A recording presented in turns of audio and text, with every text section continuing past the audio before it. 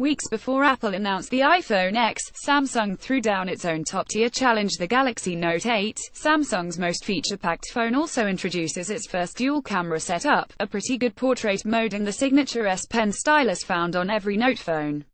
It's an excellent device for power users who want to do everything they can do on a phone. But the Note 8 largely plays it safe, blending last year's disaster-stricken Galaxy Note 7 and this past spring's Galaxy S8 and S8 Plus, with just that little camera bump to pop out from those other phones. That relatively small boost swung open the door for Apple to walk through. The iPhone X was Apple's chance to shine, and to win over people who at the end of the day don't really care if they have an iPhone or a Samsung phone, they just want the best phone that money can buy. The thing is, Apple's iPhone X flagship plays it safe in its own way, too. Like the Note 8, it will compete most intensely against its own kin, the iPhone 8 and larger iPhone 8 Plus. All three new iPhones share the most important new goodies: wireless charging, a faster processor and upgraded slow motion. The iPhone X and iPhone 8 Plus both get enhanced portrait mode in beta. Really, the main iPhone X differences are that it's larger, not always a bonus, has a more colorful screen and OIS on both cameras, not just one. You can also take portraits with a front-facing camera. Oh yeah, and it's missing the home button, which could be a bonus. You unlock the phone with your face, but might also wind up being a hindrance. You can't seem to unlock it any other way. Attached to Face ID is a tiny feature called Animoji, which, you guessed it, animates emojis modeled on your facial expressions. Like Samsung's Live Message GIFs, it's a little fun, but pretty frivolous. In focusing on keeping the Note 8 battery from overheating like last year's Galaxy Note 7, Samsung missed an opportunity to bowl us over with innovation. Now that the iPhone X is out, it's clear that Apple has failed to do the same. The iPhone X might make some small gains over the iPhone 8 Plus, but it's far from being a clear knockout, especially if you've got qualms about giving up that home button. The Galaxy Note 8 is without a doubt a tremendous phone, and the iPhone X has everything it needs to be the same.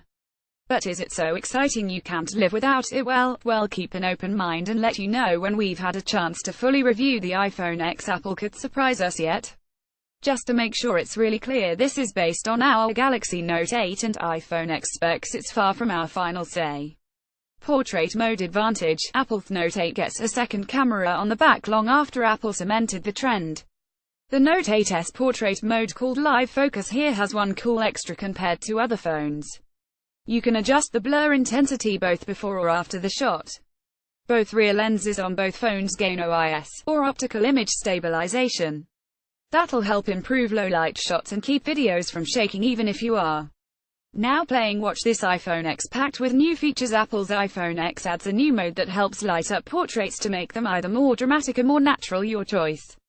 In theory, that gives you much more control over the final outcome. The iPhone 8 Plus gets this, too. What the iPhone X also adds, and this is where it really stands out on paper, is portrait mode on the front-facing camera, too. The Note 8's selfie cam can't compete. Fully compare portrait modes when we get the two phones side by side. AMOLED screens, no bezel design and wireless charging aid draw. Until the iPhone X came along, the Note 8 soared past the iPhone 7 and 7 Plus in details like a bright AMOLED screen, wireless charging, facial recognition, a super slim bezel and stylus support. Apple caught up to Samsung's water resistance last year. With the iPhone X, Apple nearly obliterates the hardware gap. It doesn't support Apple Pencil, so it doesn't match the Note 8 that way, but it comes pretty close on everything else. In fact, it's widely known that Samsung made the iPhone X a OLED, also called AMOLED screen. Battery life will be one remaining question mark. In CNET's looping video test, Samsung phones traditionally last hours longer than the iPhone. Testing will tell. Fingerprint ID versus facial recognition. Too soon to call. You can unlock the Galaxy Note 8 with your fingerprint, iris scanner scan of your face. Or all three, if you'd like.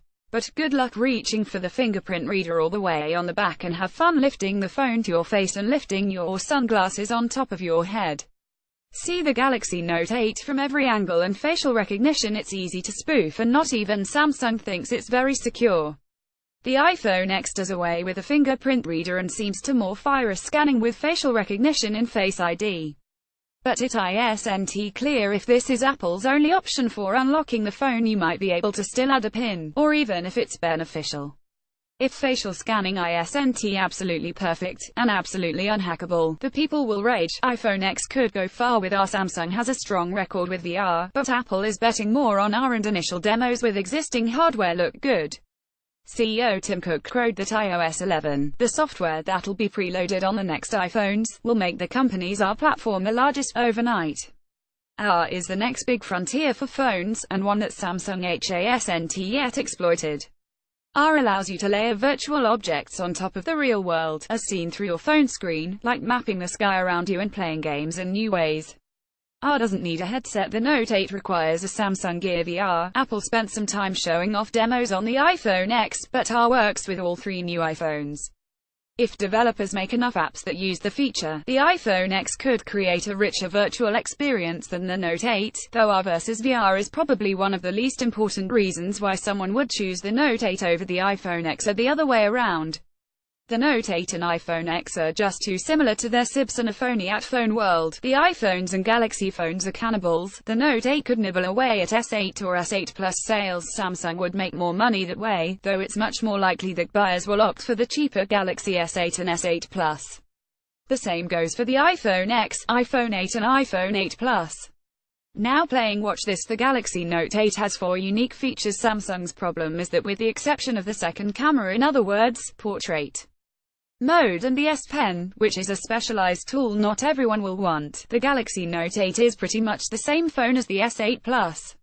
In fact, the Note 8's screen is only a tenth of an inch larger, 6.3 inches versus 6.2, and the core hardware and dimensions are very nearly the same. Apple has a similar problem, especially moving from the iPhone 8 Plus to the iPhone X. The iPhone 8 remains small enough to make it feel truly different. For phones that creeps toward $1,000, £900 and $1,500, the Note 8 and iPhone X don't seem different enough to justify the price bump unless you intend to use the crap out of every single bonus feature. They both have sky-high price tags. Samsung's Galaxy Note 8 hovers near $950, while the 64GB version of the iPhone X starts at $999. There's a 256GB version, too. You can save serious cash by going for the Galaxy S8 or iPhone 8 instead, but this could be a developing trend. Depending on how much the next Pixel phone and LG V30 cost, the two could wind up fitting right in with the cream of the smartphone crop. True, there are a lot of ifs here, and we won't know for sure until we can fully test the iPhone X and compare it to the Note 8, and to the LG V30 and Pixel 2 as well. What is clear is that undecided phone owners looking for an upgrade have much to think about before they buy. The definitive answers are coming soon.